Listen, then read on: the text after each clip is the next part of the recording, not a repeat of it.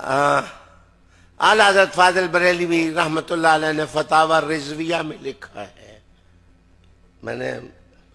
ویسے میں اعلیٰ حضرت کہتے ہوئے مجھے تکلیف بہت ہوتی ہے، لیکن میں کہتا ہوں اس لیے تکلیف ہوتی ہے کہ ابو بکر صدیق کو ہم کہتے ہیں حضرت ابو بکر، عمر کو کہتے ہیں حضرت عمر، عثمان کو کہتے ہیں حضرت عثمان، علی کو کہتے ہیں حضرت علی، حسن کو کہتے ہیں حضرت حسن، سلمان فارسی کو کہتے ہیں حضرت سلمان، عمار ابن یاسر کو کہتے ہیں حضرت عمار ابن یاسر، اور مولانا شاہ احمد رضا کو کہتے ہیں اعلیٰ حضرت.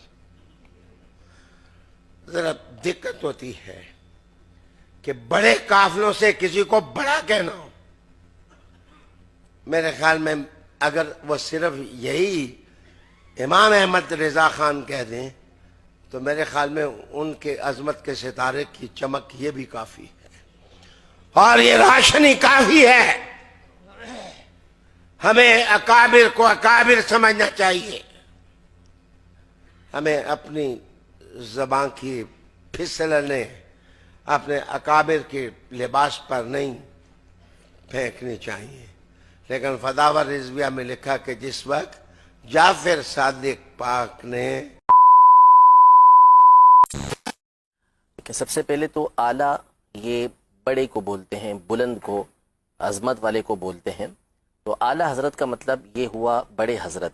امام اہل سنت رحمۃ اللہ تعالی علیہ کے دور میں آپ کو بڑے مولانا صاحب کہا جاتا تھا عام طور پر. اچھا، اب یہ جو آپ نے خود ابتدا فرما دی اس حوالے سے کہ نبی کے کریم صلی اللہ تعالیٰ علیہ وسلم کے نام کے ساتھ ہم دیکھیں تو عام طور پہ حضرت سیدنا محمد رسول اللہ صلی اللہ علیہ وسلم کے الفاظ استعمال کیے جاتے ہیں، یا حضرت سیدنا ابو بکر صدیق رضی اللہ تعالیٰ عنہ، حضرت سیدنا علی المرتضیٰ رضی اللہ تعالیٰ عنہ، سب کے ساتھ حضرت کے لفظ استعمال کیے جاتے ہیں، اور اعلیٰ حضرت کے ساتھ جو ہے وہ اعلیٰ حضرت کا لفظ ہم استعمال کرتے ہیں. تو اس پر بعض لوگ اعتراض کرتے ہیں کہ آپ نے اعلیٰ حضرت کو یہ سب سے بڑا دیا، یعنی دیگر کو تو آپ فقط حضرت کہہ رہے ہیں، اور جب امام اہل سنت کی بات آتی ہے، امام احمد رضا کی بات آتی ہے تو آپ اعلیٰ حضرت یہ کہتے ہیں. تو یہ گویا کہ اعلیٰ حضرت کو بڑا دینا ہے. ٹھیک ہے، تو یہ اعتراض بالکل باطل ہے. اصل یہ ہے کہ اول تو میں آپ کو اس کے کچھ الزامی جوابات عرض کر دوں کہ ایسے الفاظ جو ہوتے ہیں وہ عمومی طور پہ لقب کے طور پہ استعمال ہوتے ہیں. ٹھیک ہے، اور جب لقب استعمال ہوتا ہے تو اس میں اس کے یہ نہیں ہوتا کہ استغراقی، یعنی اس کے تمام افراد یہاں پر مراد ہوں، بلکہ ایک مخصوص طبقہ وہاں پر مراد ہوتا ہے. اس کی مثال لیجئے. مثال کے طور پر حضرت سیدنا حسن مجتبی رضی اللہ تعالیٰ عنہ جو نبی کریم صلی اللہ تعالیٰ علیہ وسلم کے نواسے ہیں اور جنتی نوجوانوں کے سردار ہیں، لیکن جب ہم ان کا نام لیتے ہیں تو ہم کہتے ہیں سیدنا امام حسن مجتبی. ٹھیک ہے، امام حسین رضی اللہ تعالیٰ عنہ صحیح، شہید کربلا، جنتی نوجوانوں کے سردار ہیں، لیکن کیا کہا جاتا ہے؟ امام حسین. ٹھیک ہے، امام محمد باقر رضی اللہ تعالیٰ عنہ اہل بیت اطہار میں سے ہیں، امام اعظم کے اساتذہ میں سے ہیں. امام جعفر صادق اہل بیت اطہار میں سے ہیں، امام اعظم کے اساتذہ میں سے ہیں. امام حسن بصری، امام ابن سیرین، امام مالک، امام شافعی، امام احمد بن حنبل. آپ تابعین کے نام کے ساتھ چلتے چلے جائیں کہ اکابر تابعین جو ہیں یا تبع تابعین جو ہیں یا ان کے بعد کے افراد ہیں تو ان کے ساتھ ہم بولتے ہیں امام. لیکن جب بات آتی ہے نعمان بن ثابت رحمۃ اللہ تعالی علیہ، ابو حنیفہ رحمۃ اللہ تعالی علیہ، تو ان کے نام کے ساتھ ہم بولتے ہیں امام اعظم. اعظم اور اعلیٰ کا معنی ایک ہی ہے، یعنی بڑے امام. تو اب کوئی یہ اعتراض کرے کہ یار آپ نے تو امام اعظم کو امام حسن مجتبی سے بڑھا دیا، امام حسین سے بڑھا دیا، حالانکہ ایسا کوئی بھی نہیں کہتا. ٹھیک ہے، یہ ایک مثال ہو گئی علمی اعتبار سے. اب مثال کے طور پر ایک اور مثال دنیاوی اعتبار سے. ہمارے جو قائد ہیں، ہمارے رہنما، سب سے بڑے رہنما کون ہیں؟ نبی کریم صلی اللہ تعالیٰ علیہ وسلم کی ذات گرامی.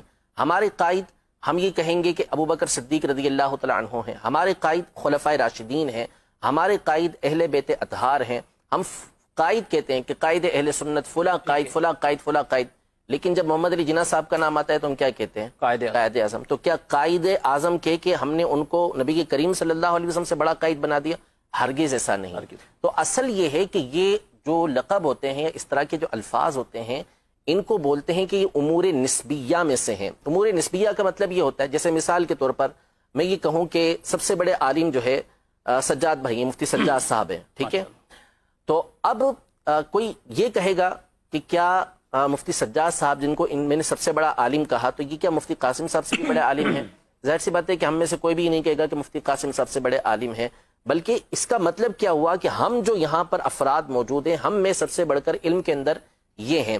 تو اس کا مطلب یہ ہے کہ اس طرح کے القابات جب استعمال ہوتے ہیں تو مخصوص طبقہ، مخصوص دائرہ یہ مراد ہوتا ہے۔ تو اعلیٰ حضرت امام اہل سنت رحمۃ اللہ تعالی علیہ کے لیے جب یہ لفظ استعمال کیا جاتا ہے تو اس کا مطلب یہ ہوتا ہے کہ آپ اپنے زمانے کے افراد اور اپنے مابعد کے افراد کے اوپر فوقیت رکھتے ہیں، اپنے بعد والے افراد کے اوپر آپ فائق ہیں، بلند ہیں ان سے، علم کے اندر، تقوی کے اندر، عشق کے اندر، ان تمام چیزوں میں اللہ نے آپ کو بلندی عطا فرمائی تھی، اس لیے علماء نے آپ کو اعلیٰ حضرت کا یہ لقب دیا۔ نعوذ باللہ اس کا مطلب یہ نہیں ہوتا کہ پچھلے جو بڑے بڑے اکابر گزرے ہیں ان کے اوپر اعلیٰ حضرت رحمۃ اللہ تعالی علیہ کو فوقیت دی جا رہی ہے۔ قرآن مجید فرقان حمید میں اللہ تبارک و تعالی ارشاد فرماتا ہے یرفع اللہ الذین آمنوا منکم والذین اوتوا العلم درجات، کہ اللہ تبارک و تعالی تم میں سے ان لوگوں کے درجات کو بلند کرتا ہے جو ایمان والے ہیں، بالخصوص ان کے درجات کو بلند کرتا ہے کہ جو علم والے ہیں۔ تو امام اہل سنت علم کے اندر اپنے زمانے کے اندر سب سے فائق تھے، اس اعتبار سے بھی آپ کے درجات کی دوسروں سے بلند۔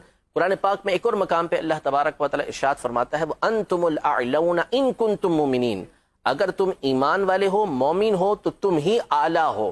تو اعلیٰ حضرت رحمۃ اللہ تعالی علیہ کامل ایمان والے تھے کہ آپ جب پیدا ہوئے اس کی جو تاریخ بنتی ہے وہ بنتی ہی یہی ہے کہ اللہ تبارک و تعالی نے ان کے دلوں کے اندر ایمان کو مضبوط کر ڈالا ہے۔ تو امام اہل سنت کامل مومن تھے، اس اعتبار سے بھی آپ کو اعلیٰ کہا جاتا ہے۔ تو نعوذ باللہ اس کا مطلب یہ نہیں کہ آپ پچھلوں سے بھی یعنی جو اکابر تابعین ہیں، جو صحابہ کرام علیہ رضوان ہیں، ان سے بھی اعلیٰ ہوں، ایسا نہیں، بلکہ اپنے ایک دائرے کار کے اندر اپنے بعد والوں کے اوپر آپ کو یہ الفاظ، یہ لفظ جب بولے جاتا ہے تو ان میں بلندی مراد ہوتی ہے، اور لقب جب دیے جاتے ہیں نا تو لقب سے ایک مخصوص شخصیت مراد ہوتی ہے، اس میں استغراق تمام کے تمام کو گھیر لینا یہ مراد نہیں ہوا۔